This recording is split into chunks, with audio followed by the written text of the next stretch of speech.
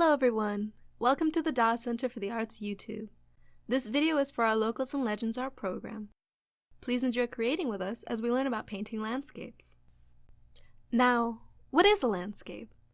A landscape is the visible areas of land, its landforms, and how they fit with natural or man-made features. Before we start our landscape painting, let's take a look at our reference photo and discuss what they are. Reference photos are essential to any artist. They act as a learning tool for studying the characteristics of our subject. Here we have the reference for our landscape, a photo of Joshua Tree National Park in Southern California. Having this reference means that we are able to pay attention to the details in our landscape, from the shapes and textures of our flora to the colors of our mountains. We encourage having reference photos on hand because the more you have experience with recognizing the details, the easier it will be creating your own original compositions. These are the materials we will be using. A full list is written in the video description below. And make sure to be careful not to spill your water. Filling it halfway is often perfect for use. Let's take a look at 3 watercolor techniques. A lot of watercolor techniques have to do with the amount of water used with your brush and where you place that water. This is why we use watercolor paper, because it is made to withstand varying amounts of moisture without warping or ripping our paper.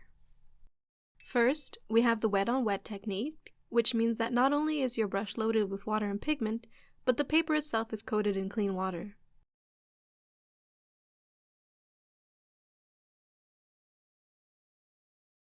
Next, we have the dry-on-dry technique, which means the paper is dry and the brush is dry as well, but our pigment is wet.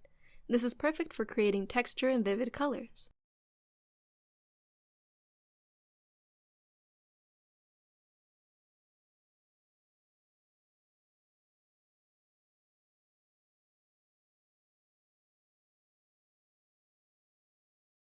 Our last combination is wet-on-dry technique. This is how we all normally paint, with a wet brush dipped in pigment on dry paper.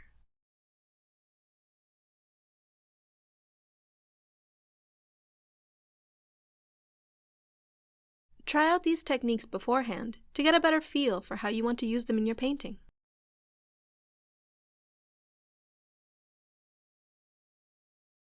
Let's start creating. We want to start off with sketching out our composition, the artistic arrangement of the parts of a picture. We have 3 parts to cover: the background, the middle ground, and the foreground. The foreground is the part of a picture that is nearest to the viewer and is located at the bottom of the composition. The middle ground is the part of a picture that is farther away from the viewer than the foreground and often includes the most important objects.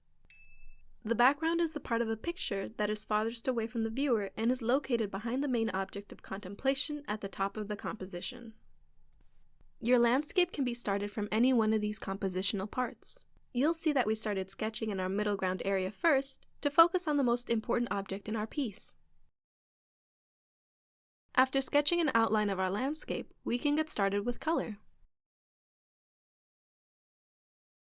We started out with our wet-on-wet technique in order to smoothly blend 2 colors together. However, it does have its limits, so let's make sure to be cautious with how much water we are adding to our paper. Another good technique to practice is carefully blotting with a napkin on wet paint to create a lighter, ragged edge to the color. Only pat down and be careful not to smear it.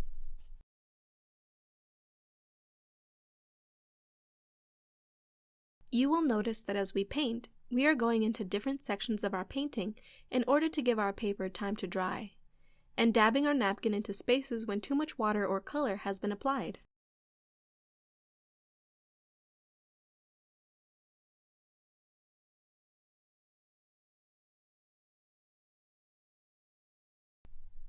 With the addition of clean water to the mistake, gently patting it with a napkin will lift the pigments from the page and give you an easier chance to change it.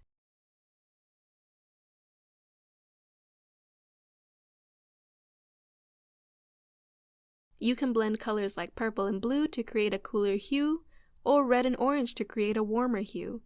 We can create a color palette that suits our own needs depending on the design.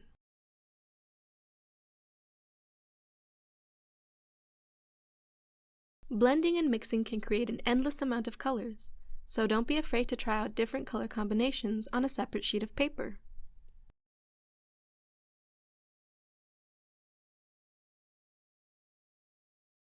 It's important to also realize how many colors are in our reference photo. We have a sun setting on these rocks that's turning them shades of red to blue, mimicking the sky and leaving our flora to be blue-greenish colors. As we give parts of our composition time to dry, we are allowing ourselves to have more control over the strokes we make. We can create these really cool translucent colors to help highlight the textures in our flora.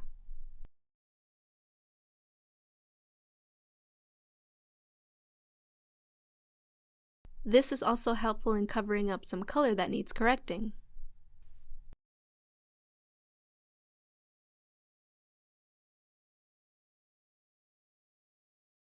Along with color creating is texture creating. Our dry-on-dry technique will lend itself well to creating really unique textures to our composition.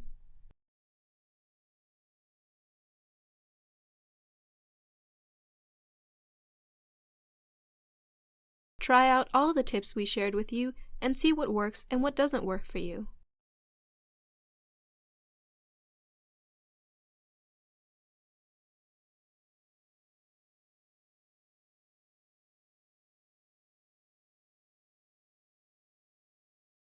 Watercolors is a versatile medium, meaning there are so many different ways we could use them, so keep that in mind. And as artists, when we finish our work, we always sign it.